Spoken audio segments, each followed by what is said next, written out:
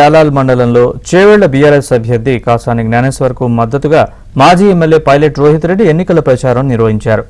కోకట్ గ్రామంలో కార్నర్ మీటింగ్లో ఆయన పాల్గొన్నారు. అసెంబ్లీ ఎన్నికలు కాంగ్రెస్ పార్టీ ప్రజల్ని మోసం చేసిందని మండిపడ్డారు. 6 గ్యారెంటీల్లో ఒక్కటే అమలు చేయలేదన్నారు.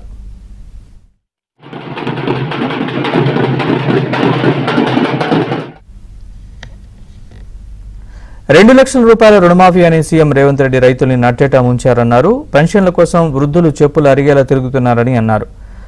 కొండాకు ఓటు వేసి వృధా చేసుకోవద్దన్నారు. ఎన్నికల కోసం మాత్రమే రంజిత్ రెడ్డి తాండూరుకు వచ్చారని విమర్శించారు. బీసీల కోసం జీవితాన్ని త్యాగం చేసిన వ్యక్తి కాసాని జ్ఞానేశ్వర్ అని తెలిపారు. బీసీలంతా ఏకమై కారు గుర్తుకు ఓటు వేసి కాసాని జ్ఞానేశ్వర్ను భారీ మెజారిటీతో గెలిపించాలని రోహిత్ రెడ్డి కోరారు.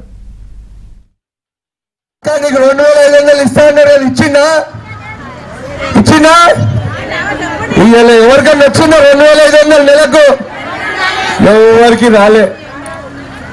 అది మోసం చేసిండు. ఇక కళ్యాణ లక్ష్మికి తులం బంగారం ఇస్తా అన్నారు. మన ఆడబిడ్డలకు ఎవరికన్నా వచ్చిందా బంగారం? ఎందుకు మార్కెట్లో బంగారం దొరుకుతలేదా? మార్కెట్లో బంగారం అయిపోయిందా? అసలు కళ్యాణ లక్ష్మి చెక్కులు వచ్చినాయి 5 నెలల నుంచి. ఒక్కరికన్నా వచ్చింది? ఒక్క ఆడబిడ్డ కన్నా?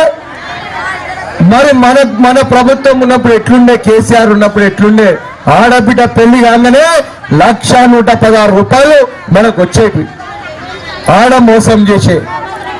ఇక మన చదువుకునే ఆడబిడ్డలకు స్కూటీలు ఇస్తాడు కదా. స్కూటీలు వచ్చినాయా? స్కూటీలు ఎన్ని స్కూటీలు వచ్చినాయి కోకట్ల? అసలు సైకిల్ అన్ని ఇచ్చిండా? గది మళ్ళా మోసం.